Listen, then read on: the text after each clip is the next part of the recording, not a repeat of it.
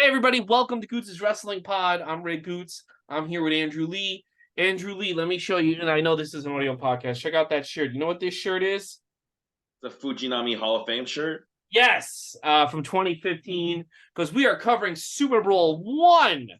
But before we get into that, we are recording this Tuesday night, 10/10/2023.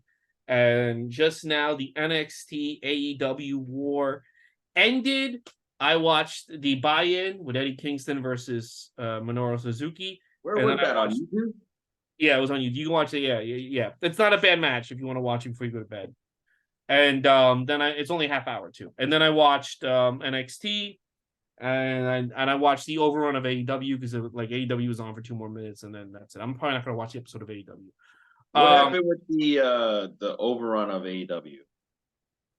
It was just Edge won the match, and then it was this big brawl between the Bullet Club. I'm sorry, the Blackpool Combat Club, Christian's group, Swerve's group, Hangman Adam Page, just this big fucking, and then Edge speared Over Edge?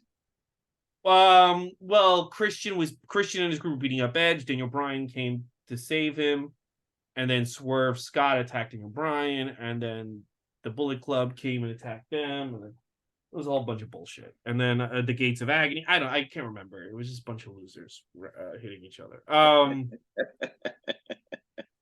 I watched NXT. It was a great time. I thought it was a really fun episode. Was it like the best episode? Work rate rise, wrangle rise? No, but it was like a fun time. It was like a fun time. I had a good time. I today, this whole NXT WWE war, no, I'm sorry, NXT AW war. I thought it was fun. Like people got stressed out and people got annoyed. And some guy wrote when they said John Cena will be on NXT. I'm seething right now. If you're like fucking mad, why are you mad? Like, this is fun. Like, normally I don't watch NXT. I have no interest in watching NXT. I watched it tonight and I had a good time. Like, why are you mad that they're trying to give you a good time? They're trying to make you sit down and watch two. Bob Ryan Pillman showed up, said that his dad can go fuck himself. It was fucking great. Jade Cargill came out and blew Shawn Michaels. It was a fantastic show. It was, like I said, was it like the best show in ring wise? No, but it was fun. It was a good time. I don't understand why people are mad about it. What did you think about Danny Palmer? Oh, she lost. She lost really fast. No, what did you think? I was all right. The match. It was like a squash match? It wasn't a squash match, but like it didn't go that long. She didn't impress you? I mean, not tonight, but I don't think she was there. The other girl was made to look impressive. I see. Okay. Yeah, she was there to make the other girl look impressive. Here's one thing, though, I will say AEW did tonight. And yeah. I don't know if you heard about this, but I thought this was, and I don't know how this is going to shake out the next few days. They kind of did an anti-Semitism angle with Juice Robinson. Juice Robinson pulled out the quarters at MJF. I didn't see it, but like it was like it was anti. Let me just say this. Wait a minute. What? You're laughing. Wait a minute. What happened? He pulled out a roll of quarters to make fun of Juice Robinson pulled out a roll of quarters because Jay White, his stablemate, is feuding with MJF, right? Yeah, and they made fun of him for being Jewish, apparently. Did they really? Yeah, and MJF cut a promo about how he's proud of being Jewish. I gotta watch. But can I just say, like, dude, here's the deal. Me and you don't give a shit about these angles or whatever. But and you're Jewish, and you don't care. I'm not Jewish. Oh, that's right. But with everything going on in Palestine and Israel, I'm about to say Jerusalem, Israel, dude, Jews are not playing around this week. They are ready to pounce on anything that's anti-Semitism, and they are ready to end your career. And I know there's Hasidic Jews in Brooklyn that would fucking murder MJF and Juice Robinson over this for doing it this week. I wouldn't be surprised if like MJF's obviously got to be cool with this. Yeah, but I think it's a bad move. I think it's not the right week to do it. I mean, maybe nobody will care, but if the wrong person cares, it's gonna be trouble. The wrong I don't think it is either, but I also know this is pro wrestling. These are like the lowest people in the. Some of the these are wrestlers are the lowest people in I entertainment. know, but like Jewish people are fucking ready to go. Like they're ready to fucking go. Yeah, I wouldn't have done this, but I'm assuming MJF really was like, I wouldn't, no, but that's why cool. that's why you Yeah, need to be a boss and be like, I don't care that you're okay with it. There's some fucking Looney Tune in Williamsburg that won't be okay with it. He could fucking get us in trouble with the network. no, You know I'm what saying I think this was probably MJF's idea. I mean? But I'm saying that's why Tony needs to be a boss and be like, I don't give a shit. We're not doing it. But he's not a boss. Yeah, but you're asking a lot. You're asking. I'm asking you. You're asking for Tony Khan. You're asking for a lot. That's a lot. But then the weird I thing could is, see you if you were there and you were like, Tony, you gotta fucking step in and you gotta. I bet you he'd be like, it's not the way to. dude, you're really asking for a lot. I bet you would say that. I'm giving, and then everyone acted so happy that it was giving away the toys, and I'm like, that's because they're not selling. That's why. Yeah, they're not selling. That's why. Yo, give me. I'll take some of those. I'll take some of those off your hand. Somebody tweeted when Tony announced it. So many happy kids. You know those kids are gonna be like, we got wrestling figures. Oh my god, is it John Cena? Is it Hulk Hogan? Is it Cody Rhodes? No, it's the best friends and Britt Baker. I actually have the best action figures. It's It's Chuck gonna be Taylor. Nyla Rose. Chuck Taylor looking like he's gonna take a shit. Here you go. Like, bro, like, yeah, of course they're gonna give away those figures. No one's fucking buying them. Tony. Nobody is. Well, there's a lot of those figures people are not buying. Yes. Yeah. Hey, so I read something a little interesting today, a couple of places. Want to get your thoughts on it. They're saying that WWE is actually not in talks with CM Punk about a return. How do you feel about this? And do you think there's just setting up to throw us off? 2 weeks before WrestleMania, Dave Meltzer said, I heard reports that Cody is not coming in. They're not talking anymore. And that there's going to be, and it's going to be Shane at WrestleMania. That was a real thing. That was a real conversation. Cody stopped once it got serious that I'm going to be at WrestleMania. Cody stopped, or whoever was Cody's contact, stopped talking to all these reporters, which was the smart thing. I don't know if you remember, people did think there's a possibility that Shane could come out at WrestleMania.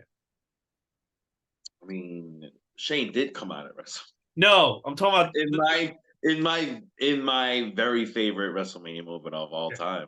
Yes, which we will discuss at the very end of this journey one day. But I'm talking about. So I think that Punk, like, why do you want Dave Meltzer, Sean Ross Sapp being like 100%? He's going to come out Survivor Series. Like, you want there to be this doubt that he's not coming out. When he comes out, it's a bigger pop. Good point. Yeah. If I were Punk, and I would tell everyone I know, say that I'm not talking WWE and I refuse to talk to them. Just tell everybody that. And I would, same thing with Triple H. I would say to everybody, CM Punk won't take my calls and I don't want to talk to him anyway. Because what is there to gain from telling everybody he's definitely coming? He's going to feud with Seth Rollins and this, that, and the third. What is the benefit of that? I guess we'll find out in a month and a half. Is it? Yeah, we'll find out. But I think they're still going to drop like little hints and shit. I think he's coming. I think it doesn't make any sense for him not to come. I think he's coming. I think, again, I don't think it benefits anybody to have Sean Ross Sapp with his fucking small penis announce on every fucking day that CM Punk will be coming in. And you know what I mean? Yeah, that is true. It only benefits him and his fucking stupid website. So, and I think with people like Brian Pillman and Jade, they want you to know. So they wanted Sean Ross Sapp to be like, oh yeah, Jade and Brian Pillman Jr. definitely coming, because they kind of wanted that. But like, hey, you know what was interesting? The 3 people that jumped from AEW were all on this episode of NXT.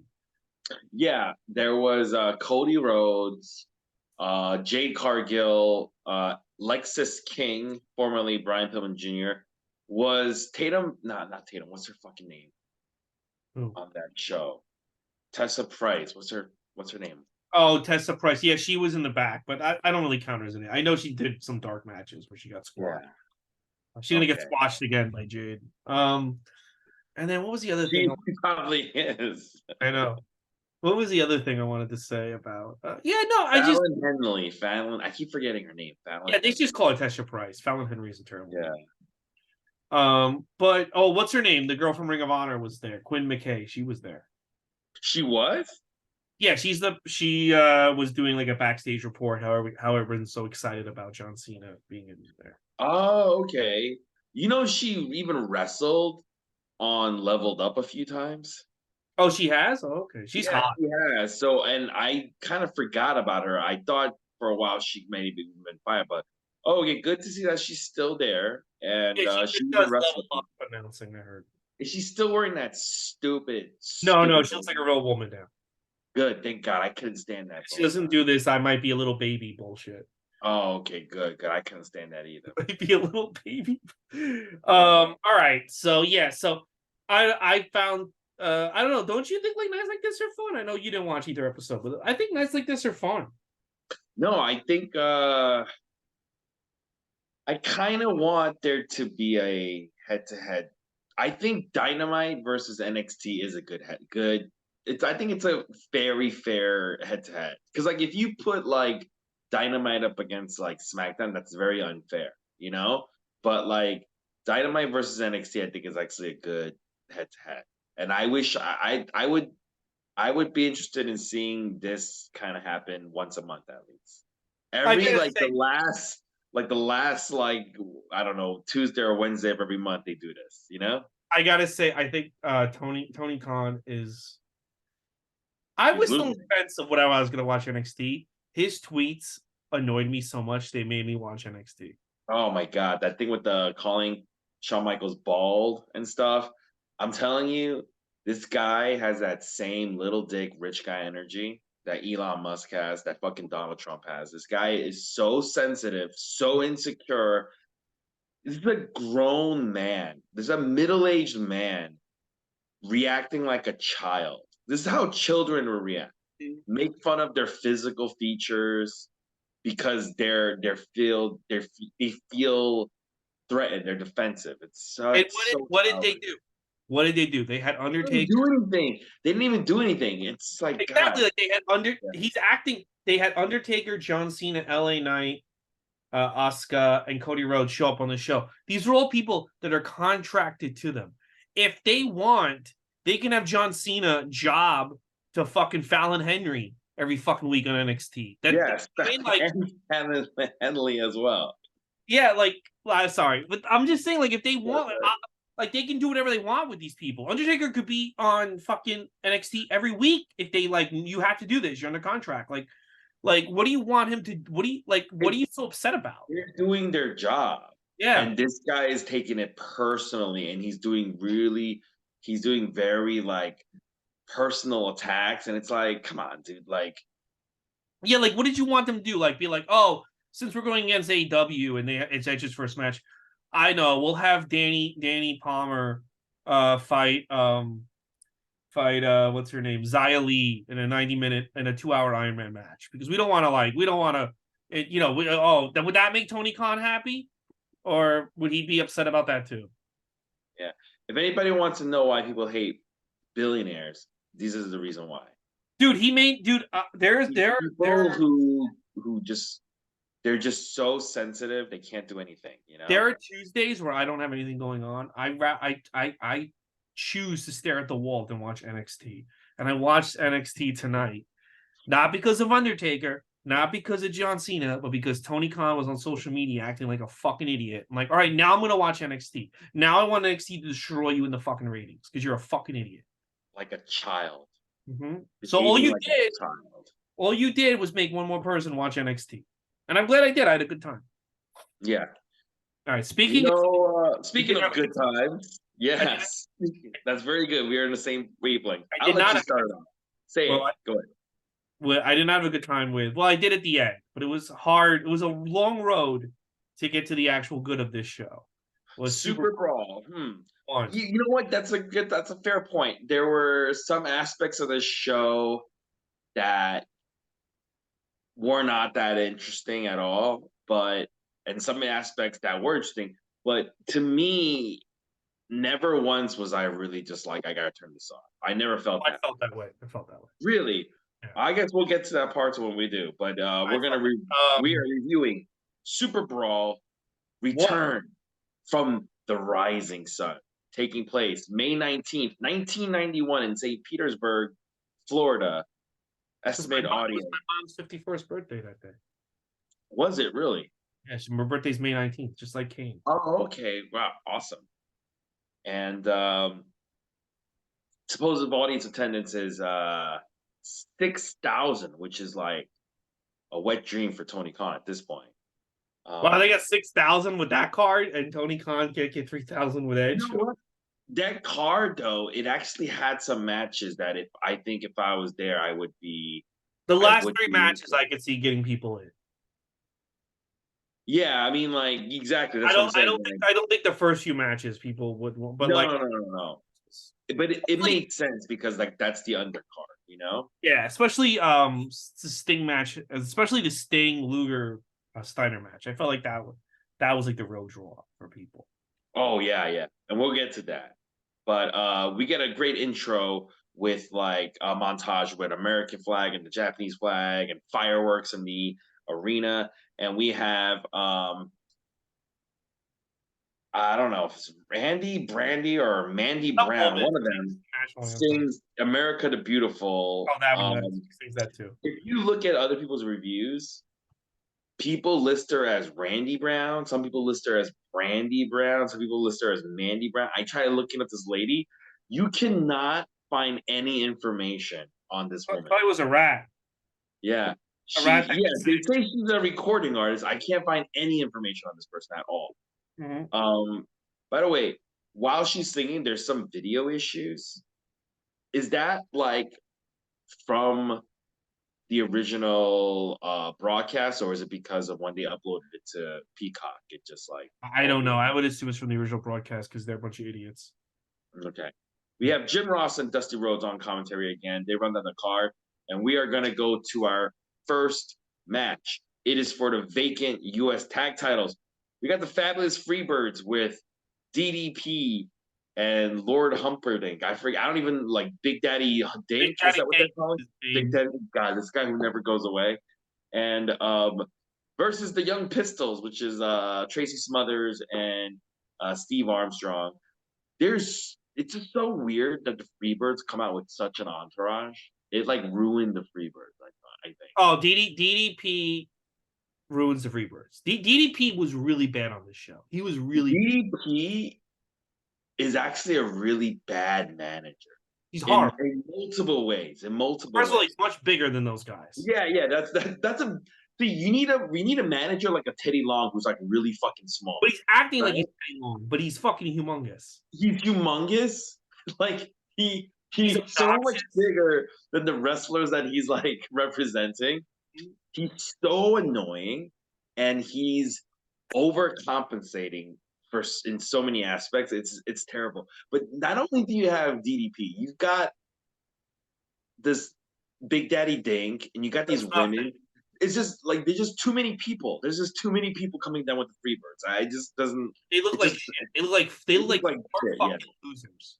I couldn't. Yeah, they're ruining the Freebirds act. Like that's the best way to explain it. If you were like a bartender at a bar and these four guys walked in, you would be like, "Oh my god, my shift's ruined. My shift is just these four morons are here. My shift's ruined. I just wanted a peaceful night at work, and then these four idiots. Let's get some shots, Daddy! Like they just probably everything. And you know what? Like, remember, this is not the first time we're seeing this act where with all the DDP entourage and Big Daddy thing. We saw it at the previous pay-per-view for WCW. It's more annoying time. This is why it's more annoying because they put fucking a headset on DDP this time around, and he gets to speak. He does all these weird voiceovers. It is, good God, is it annoying? Dude. Well, I remember, like, I fell out of wrestling, and then I got back into it at the end of 97, early 98. I remember, like, because then all of a sudden DDP's in the main event. And I'm like, what the fuck happened? Yeah, that's right. is in the main event. And I remember like being so annoyed with him in 98, 99. But he won me over because when they kind of buried him in WWE, I got fucking pissed. I was like, this guy shouldn't be buried. He's got a lot of talent. So, dude, he really, and I guess we'll watch it as we go through this podcast. He put the work in because I never would have guessed this guy would be a main eventer in like 5 years. Yeah, yeah. And to be fair, when he turned on the NWO. NWO, that was a huge moment. But because he's useless here. Yeah, he's completely useless here. He's terrible as a manager. Mm-hmm. And he keeps saying "good God" like it's his catchphrase, but it's so like unnatural.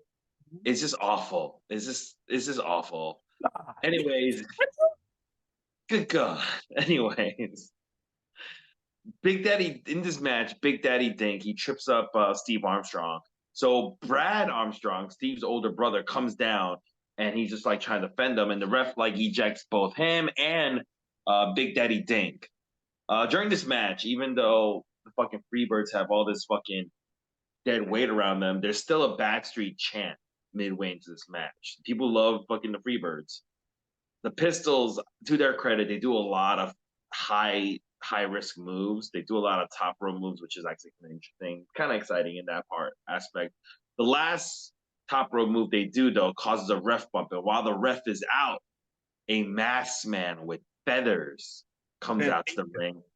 It is Fantasia, the commentators tell us, and Fantasia attacks the Pistols for the Freebirds to win the vacant U.S. tag titles. Tell me what you think about this match. Tell us who Fantasia is. That's Brad Armstrong, actually. It's Brad Armstrong. Did they ever reveal that Fantasia is Brad Armstrong? I don't know if they reveal it. I think it's Fantasia. I know is very short lived. Yeah, I think they never actually revealed that Fantasia was Brad Armstrong. But were they ever planning on doing a storyline where they were, because they're screaming who's Fantasia the whole fucking show. Like they keep bringing it. Like they even bring it up after the main event. Who's Fantasia? So like I think that would have been a great storyline. Yeah, but I don't know what happened because they dropped it. I didn't like this match. I couldn't get into it. I the ship has sailed for me on the Freebirds. I can't believe that I was looking at this fucking Michael Hayes. Like I can't believe this guy has lasted as long as he probably has more power now in the industry than Vince McMahon does. Because now I don't know if you heard, Vince McMahon has no creative control anymore. I know. Wow, he did such a great job selling the fucking company, selling his family's inheritance to be in charge for like one more month. Yeah. But Michael Hayes, what an idiot, dude. I wouldn't be surprised though if Bruce Pritchard just pushes his ideas through, but that's a whole other story. Yeah. But I'm like looking at this fucking match. I'm like, I can't believe Michael Hayes still has influence in this fucking in the biggest company in the world. This fucking buffoon is telling people what to do. I would just you know what? He looks so fucking stupid to me. I don't know. I don't think I would have made it as a wrestler, because if I had that Michael Hayes, you know what you got to do? You got to do this. And I'm sure he's got some good ideas because he helped out the Hardys and look what happened. I would just be like, you're a fucking idiot. You're just a fucking moron. I don't mind Michael Hayes in this match because the Freebirds in this match do their job is like, they're the heels, right? Mm-hmm. So they're purposely looking like bumbling buffoons to try to make the good guys look better. Mm-hmm. Because that's their whole point. They look like bumbling buffoons. They do a lot of bumbling stuff in the ring. And I'm like, I don't mind that because, like, dude, every wrestler wants to be like the ass kicker. And they're just like, no, we'll be the bumbling buffoons. We'll do it. I don't mind that. I just, the minute like these four ding dongs walked out, I just was like, I kind of checked out of this match. I couldn't get invested. I don't mind it. I'm the more I watch WCW pay-per-views, the more you like the Freebirds. I become I've actually become like a fan of Jimmy Jan Garvin. You know, he's pretty good. Yeah. Yeah, he's pretty good. I'm like, oh, this guy in the Freebirds. What? I think he's miscast. He's no, he kind of fits in. He doesn't like. I don't think it's the best utilization of Jimmy Jam, but I think like he plays the role. Like to the point. Like, yeah, he does a good job I with wish it. they gave like names like that again to wrestlers. Like Jimmy Jam Garvin, yeah, it's such a fun thing to say. It just sounds I don't think fun. it's the Jimmy best Jam. relation of Jimmy Jam. I think that's just Jimmy a Jam got hit with the Alabama Jam. no, Like, no, it it's was just, Bobby Eaton hits the Alabama Jam. no, but I'm saying like, Jimmy Jam got hit with the Alabama. You just Oh make yeah, things rhyme, yeah. Uh, Teddy Jack Eddie, like just shit like that. Just like they don't have old school names like that, no, you they know. don't. That They just, don't. They don't do that yeah, they anymore. don't. But I agree, Jay. I wish old names like that. Would He, Tony Khan should bring it back when he's snorting coke. Yeah, he should bring it back. Let's Mhm. go to match number 2. It is Ricky Morton versus Dan Spivey. Dan Spivey hits a power bomb and just puts his foot on the chest of Ricky Morton for a quick 3-minute victory. What did you think about this? I thought it was a waste of Ricky Morton. He's still over it. Essentially a squash. I was surprised it was Ricky Morton. Did he piss off somebody in the back? I don't know, but like I people still believe in Ricky Morton. People still they just had a long tag match the last few pay-per-views, and now you're having him get squashed like he's an idiot. I didn't like it. The minute I realized, oh, this is gonna be a squash, I was like, why have this match? You have like so many matches. Just cut the 3 minutes and give the 3 minutes to Sting and the Steiners. Like, what the fuck is this? Do you think they put this as like a pay them? I think they put this so they could get over Dan Spivey. I think they thought at the time. I think this was it for Sid. He's in WWE by SummerSlam. So Yeah, yeah. probably already told him I'm getting the fuck out. I think they thought we can make Dan Spivey into our Sid, and they were wrong. Mind Dan Spivey. I don't think he's that bad. No, I don't think he's that bad either. But he didn't really go anywhere after this. So Yeah. mhm. Tony Schiavone, he is with Missy Hyatt and the Z-Man. And Z-Man's injured, so that's why he's not wrestling. Or if he wasn't, he would be the one jobbing to Dan Spivey, I think. Maybe that's it. Maybe like we need Yeah. a job. They needed somebody, and they were like, we need somebody who's like a name enough so that you're beating actually somebody. Mhm. And they're talking about Missy Hyatt going into the locker room. And she's like, they were like, well, Missy last time didn't work out so well. And Missy's like, I don't, it's 1991. What the hell is the matter with you guys? Women, we should have equal rights. And she says this to some boos, basically. People are booing. People are booing equal They rights. don't want women to have these equal pay, equal rights. They cut to some fans, and there's this just I don't know if you saw it. They cut to the fans, and the one fan starts doing the blowjob motion. They cut it away.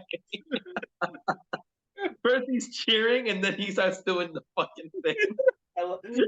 Oh man, Crowds are wild. WCW fans, man, keeping it classy. Jeez, these guys hate women.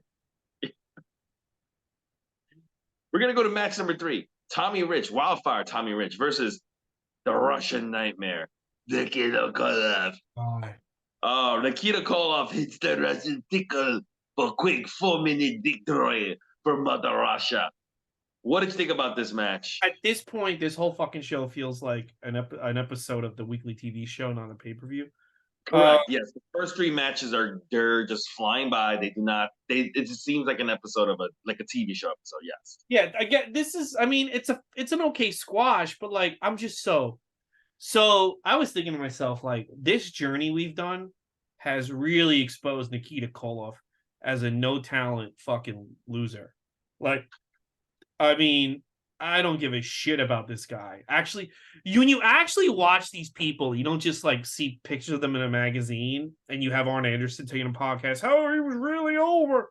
You realize like what fucking losers some of these guys are. This guy was thank God Vince never brought this. If this guy went to WWE, he would have been such a fucking flop. I think he would have been like I think he would have been like in like he would have been the new Berserker. He would have went nowhere. They would have like put him down the card right away. He stinks, bro. He fucking stinks.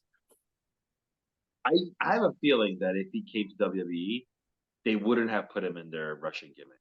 No, he would have got a different. Yeah, I think he would have had a different gimmick. The more I hear that voice, the more I'm annoyed by it because I'm like, that's not a Russian voice, and you went.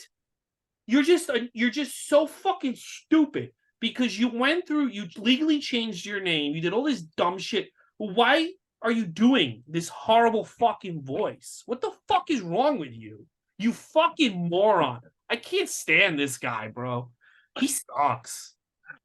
I do like that Russian sickle. It's a nice finisher. I Um, and ABL. we did get to see his penis as well. So I mean, oh that's no, nice of him. yeah. That's nice. Tony That's Schiavone. nice of the network to have that. That's never been. That's still just out there. No, I can't believe that's just out there. Yeah, Tony Schiavone.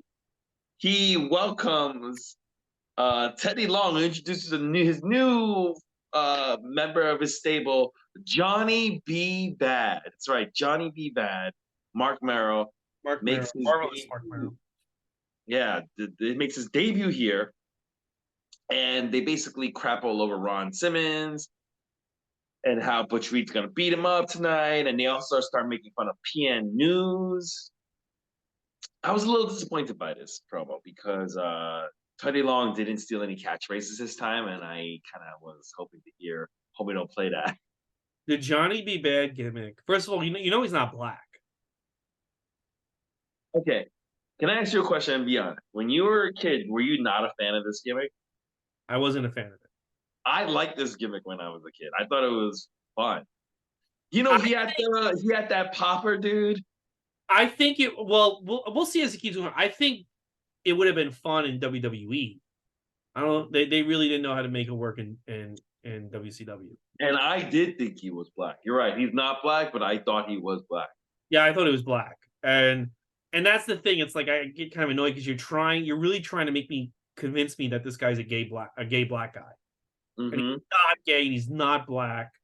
And I'll accept the fact that he's not gay, but I'm a little more offended that he's not black. Like I'm like, You know what's so weird? I believe that Johnny B. Bad was black and he's not, but I did not believe Ricky Starks was black and he's oh, I black. believe Ricky Starks is black. I didn't know. I did not. I was like, he's not black. He's Cajun. That's like I was like, he's Cajun. That's why he like looks like that and he You know, talks like that. what was my other problem with this fucking thing? Oh, you know, Vince thought like Johnny. He thought like Mark Merrow was Johnny B. Bad in real life. Like he thought like that's just how the guy was, and he was so disappointed when he got just Mark Merrow. He thought he was going to get Johnny B. Bad. He wanted him to be Johnny B. Bad. Yeah, because Johnny B. Bad was actually a really fun character. Like I could see Vince. I could see Vince if he had been Johnny B. Bad. Let's say he shows up at WrestleMania 7 as Johnny B. Bad. I could see Vince making it work. yes, absolutely, yeah. But Uh-huh. too much damage from here to 96. Too much damage had been done with the character for it to really. And we'll see. We'll see how. Yeah, we'll see. Yeah, yeah. But I was like, I remember, like when I was a kid, I remember Johnny B. Bad Mhm. being like a fun WDW wrestler, and I remember this. I still remember the storyline where I think it was like Max Payne. He like fucking shot the gun he had into his face, and it like hurt him but burned him real bad.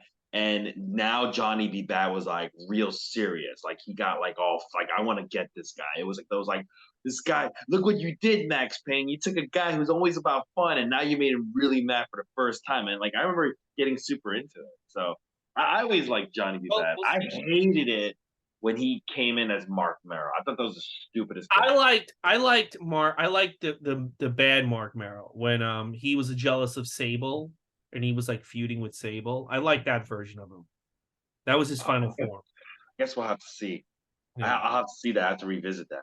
Hmm. But anyway, yeah, Mark Merrill makes his debut tonight. Won't be the only debut, actually. It'll be really interesting.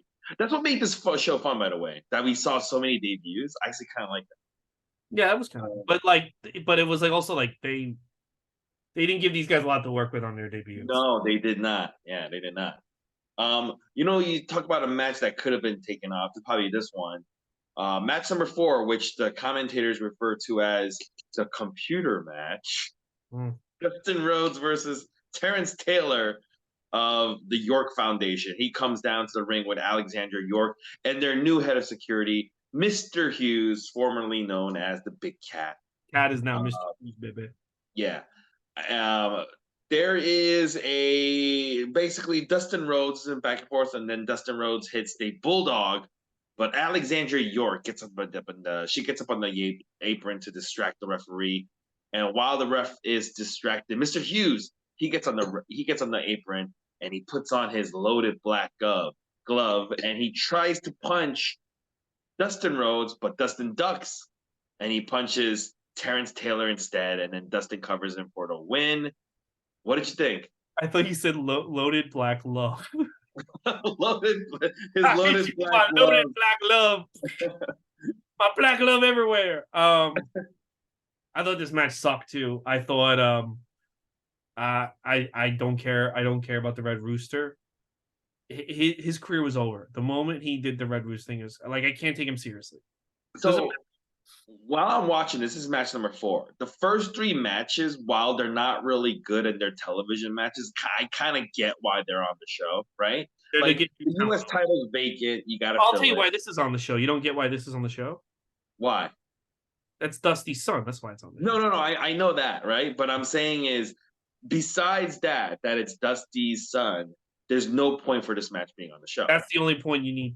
Yeah, I guess you're right. Because like the first match, the vacant title.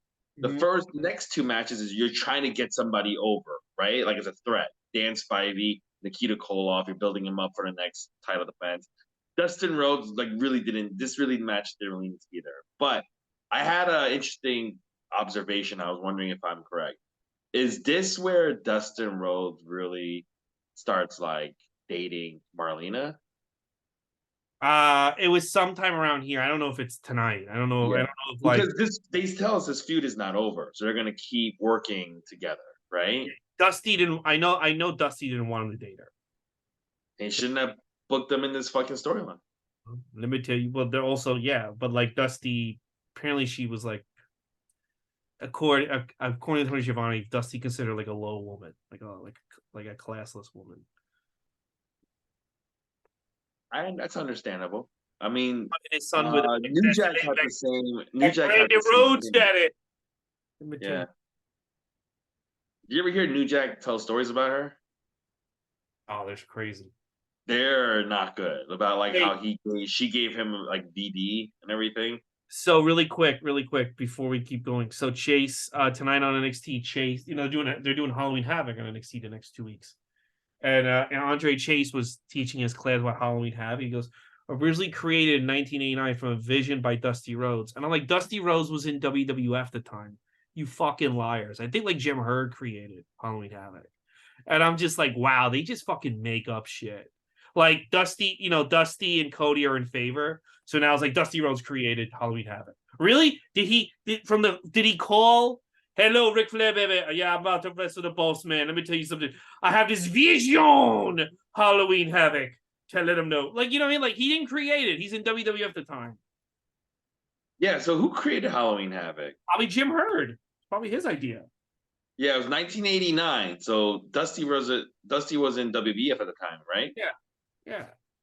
So it's just like, he didn't create Halloween Havoc. Like, oh, God. Like, they have to, like... Because it just annoyed the shit out of me. Like, why do you do that? Just be like originally created by the brass at WCW. I don't know. Or even what's a more acceptable lie? Ric Flair created. That's a more acceptable lie. Because at least yeah. The same Ric Flair created exactly. Ric Flair created it together. Yeah. No, you're right. You know what? This is the part where, as much as I hate this man, sometimes he has a good point about how the reason why he doesn't like WWE is because they do this revisionist history. Mm-hmm. And it's true. This is an example of it, And I hate that shit. And I guarantee if Cody was still in AEW, they would say like Jim Herd created it. Although they wouldn't even say who created it. They would just be like, here's the thing, they don't even need to be doing this revisionist history. They don't need to.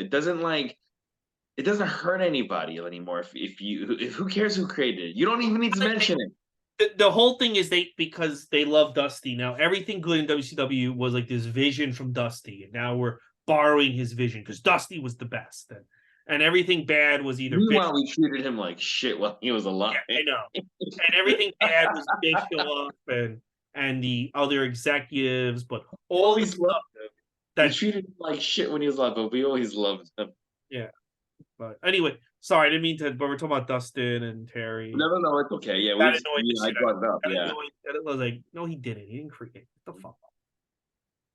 Here's another match that probably didn't need to be on this pay-per-view. Match number 5, Black Bart versus Big Josh, Yeah. who comes out to the ring with 2 actual real bears. I couldn't, but like those poor bears looked like they were like ready to fucking go. They look so miserable.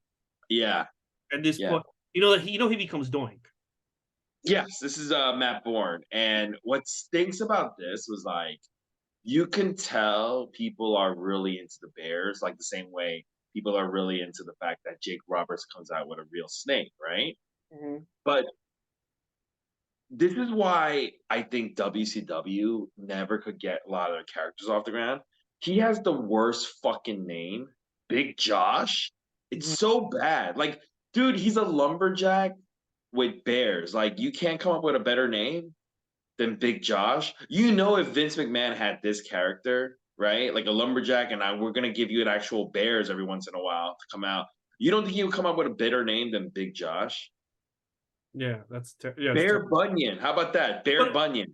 but also like this southern. Like, I'm a southern boy, and I like live in the woods. And nobody gave a shit about that by 1991. Like that's not appealing to anybody. Yeah, but if you put a bear with him, it's cool as fuck.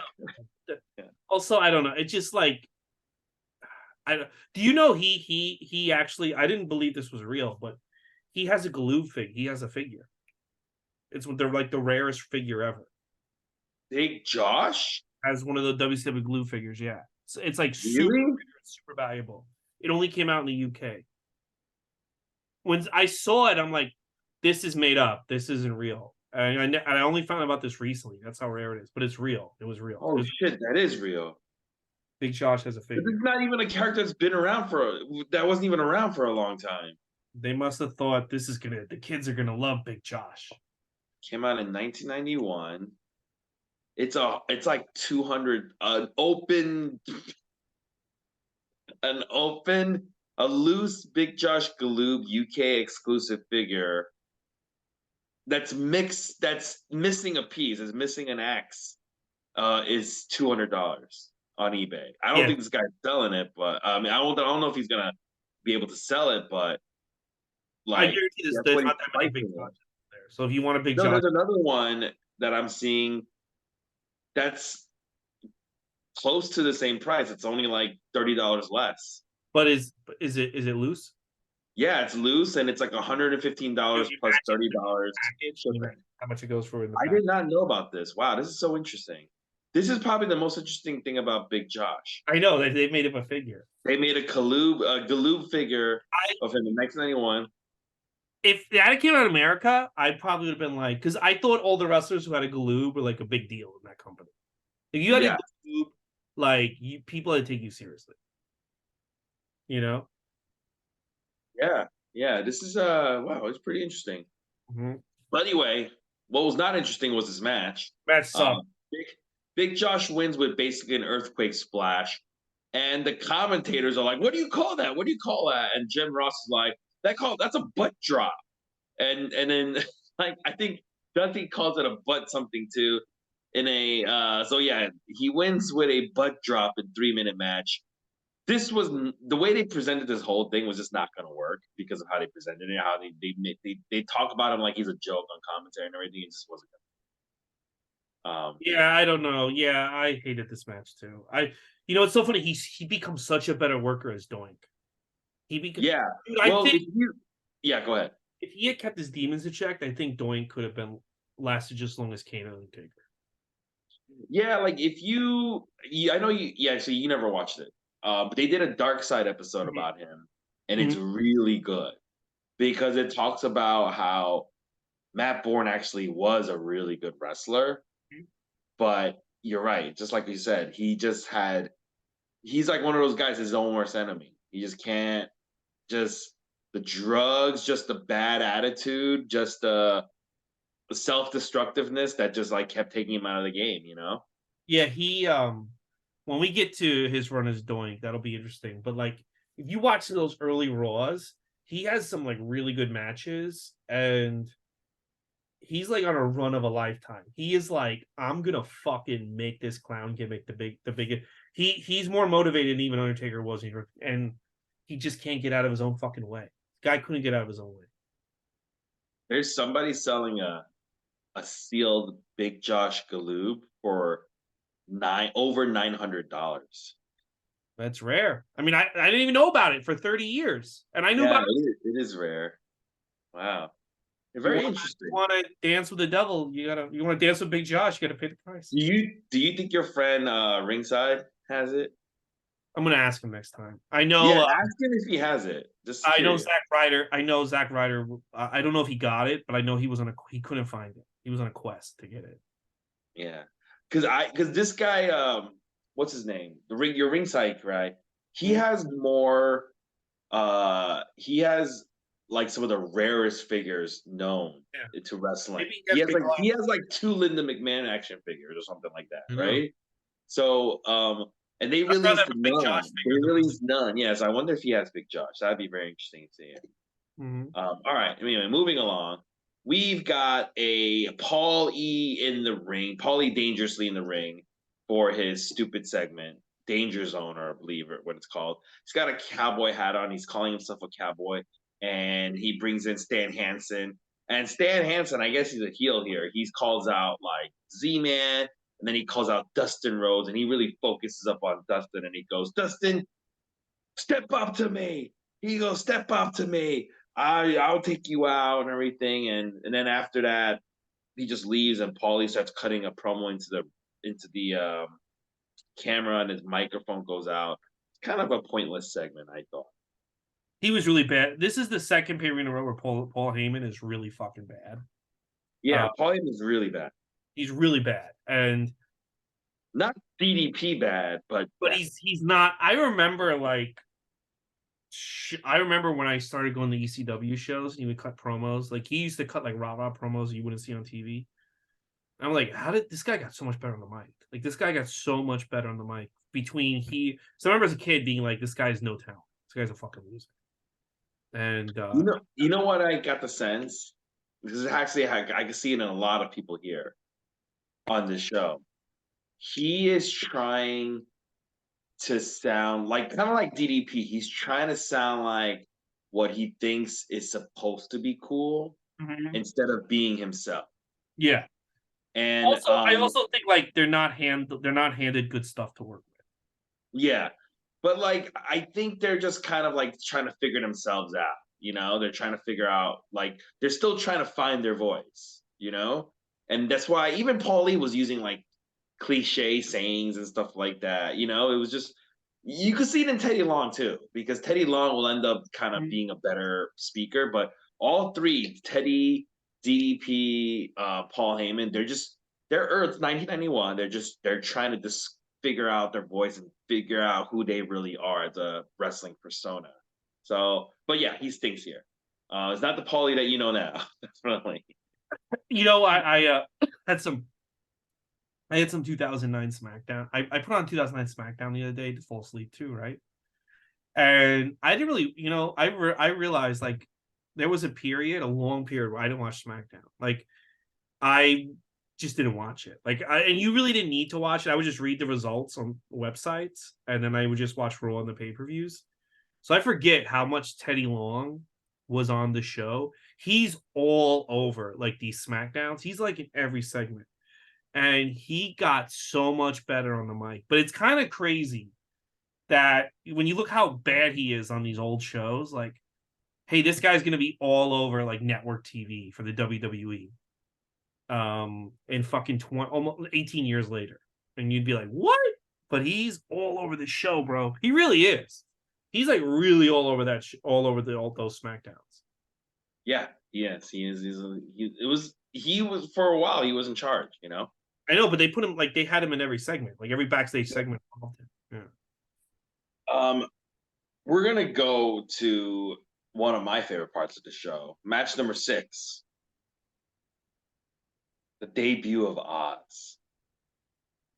They put on the green lights, like a lot of green lights, because it's supposed to be like an emerald theme.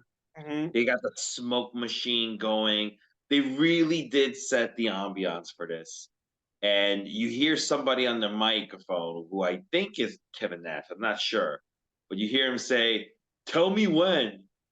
And then he begins, "Once upon a time in a land far away, there lived a wizard, but not the Wizard of Oz. His name was the Great Wizard, and he ruled the Kingdom of Oz. This is so funny to me already. Mm-hmm. And the Wizard of Oz crew, we're talking Dorothy, the fucking Cowardly Lion, and the Tin Man, and everything, the Scarecrow. Actors are with these characters. They're up on the ramp now because this is WCW. They have the ramp that goes directly to the ring. Down the ramp, and they put like a castle gate on the stage side, and they're walking towards it and through the smoke with the wizard who is the Great Wizard, and people are fucking booing this. They're just booing this. They can't stand it. They even got like a real monkey on the wizard. That's Kevin Sullivan going, "Welcome to Oz, welcome to Oz." That was Kevin Sullivan. Yeah, it's so annoying.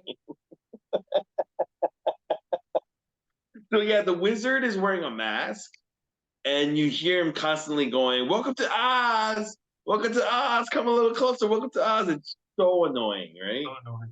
And the voiceover Kevin Nash? I think it is Kevin Nash. Yeah. And he goes, "And now our weary travelers are at the end of their journey as they face the Emerald City." And, and as the wizard is going, "Welcome to Oz, welcome to Oz," you can hear a fan say, "Shut up." Like he got so you can hear him say it, "Shut up." And the fucking Wizard of Oz group, they finally reach the end of the ramp, and there's this big man standing in front of the gate, facing the gate, and he says, "I am Oz, the great and powerful. Who are you?" And the great and powerful Oz knows why you came, and I will show the world who Oz really is. And all of a sudden, rock music starts playing, and then he turns around, and the wizard keeps saying, "Welcome to Oz, welcome to Oz." And they get to the ring, and the fucking big man takes off. He's wearing a mask too. He takes off his mask and he takes off his cape. It's Kevin Nash, but in green tights and dyed white hair and white beard and face makeup. He squashes some guy. It is Oz versus Tim Parker.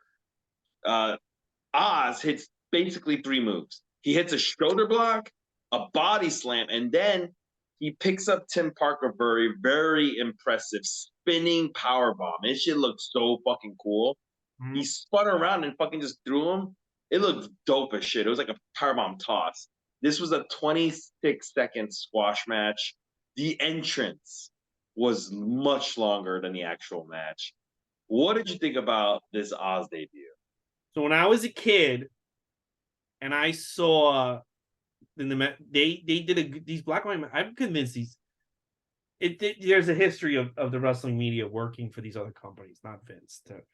But I saw a picture of Oz with the mask, and I thought I was and the cape. But the way the guy got the picture, it was a really good picture. And I thought the cape and the mask looked really cool. And I thought to myself, does this guy wrestle in that? Like, who is that? And then I saw that like he's just the guy in like green pants, and I was like, oh, that's not that cool. Yeah. The mask, because it has like the fucking wizard hat and everything, and the beard. It does look cool. If he wrestled in that, because it looks creepy, right? It looks creepy. So I'm like, what is? You could see his eyes, and you could tell he's wearing a mask, and it looks creepy like a serial killer. When he takes it off, it's just green tights. Yeah, and the magazine kind of filled in the blanks because it's supposed to be like he's the actual guy who runs Oz. That's why it's called Oz, because this fucking lunatic is running Oz. And now he's here in WCW because he wants more than Oz. Like he wants to beat Ric Flair. So to me, that's kind of interesting. The mask, like not knowing who the guy is, that's kind of. But then when you see the presentation is so fucking piss poor, so fucking atrocious. It's like, I don't know. It was just like that one photo in the one Pro Wrestling Illustrated made him. And I remember people being like, "Ah, suck," and I'm like, well, I thought that one because I never really saw footage of him because they move away from this really fast. Like, and I'm like, what was so bad? And then I saw this match years ago. I was like, oh yeah, this is. And then watching on the show, I was like, this is just really bad. Nobody wants this. It's also like misunderstanding the Wizard of. like the Wizard of Oz is about Dorothy going to like she wants to go back home. They like run away because they're scared of him. It's like just this weird misunderstanding of what people who like Oz want, what people who like wrestling want. It's just really fucking weird and it sucks. And Kevin Nash, the faces he's making don't go with the presentation. I would say though, you need to watch this. As a wrestling Yeah. fan, you owe it to yourself to watch this Oz debut. It's like these are one of the things where it's like it's so bad it's good. Yes. You know, it's like it's so bad it's good. You gotta watch it. It's really bad. This But is about it's also fun seeing Kevin Nash's debut not as Diesel, you know? this was also the point where I paused it and I'm like, because so many matches have gone by at this point, and I'm like, wait, there's only like an hour and we're only an hour and 15 minutes into this fucking thing because I was like, oh, it must be time for the main events, and no, we were nowhere near the main events. No. But it starts picking up soon. I So, mean, to me, the Oz thing picked up because they got me really. I mean, I watched the whole thing. I wasn't bored. Yeah, yeah. I would say that so far up to this point, that was the highlight. You That's the know? best match. Yeah, that's how good this show is so far. Yeah. Next, after this segment is followed by another great segment. I thought Missy Hyatt, she's in the locker room. She's looking for studs again, right? She's looking for studs. She actually gets into the locker room this time. Nobody stops her. She sees Terrence Taylor, and she's like asking him, "Hey, do you see this Z-Man? Is Z-Man? Is this his stuff? Is he in the shower?" And he's like, "Dude, I don't know. I don't care." And then she's like, He's she's a totally cowboy. he's totally not even trying to keep that elitist character. He's just like a regular guy now. Yeah, Like he's not even trying to be a character. yeah, but he does a pretty good job looking annoyed as fuck. Like he's just like, I don't know. He was good at that. Yeah. Yeah, he was like, I don't know, I don't care. And she sees like a cowboy hat. She goes, I hope this isn't who I think it is. And she goes, I wonder if somebody's in the shower. I wonder if Z-Man is in the shower. And you see somebody already peeking out on the side of the shower entrance, and then out pops nasty Stan Hansen in his boxers, and he's like, "What are you doing in here? Get out of here!" And he's all gross. He's got tobacco everywhere. He starts spanking Missy Hyatt and chases her out. I personally think this pairing of Stan Hansen and Missy Hyatt is actually very fun. I think it's I don't think they do much more with it, but I love the fact that they're like. I wish they had. You know, what would have been great if they had kept this as a running joke for every like a running gag, yeah. until the end of the fucking until the end of the company, but I don't think they do. But yeah, I thought it was funny. Like they were funny together. Yeah. Yeah. You know, because like Stan Hansen is so over the top. He just like, what are you doing? Like it's just so such a pro wrestler. What yeah. Yeah, he's such a like he's so mad that a beautiful woman is in there. Like it's just so funny to me. Oh man. We're gonna go to match number 7. It's a taped fist match, whatever that means. They just tape up their fists.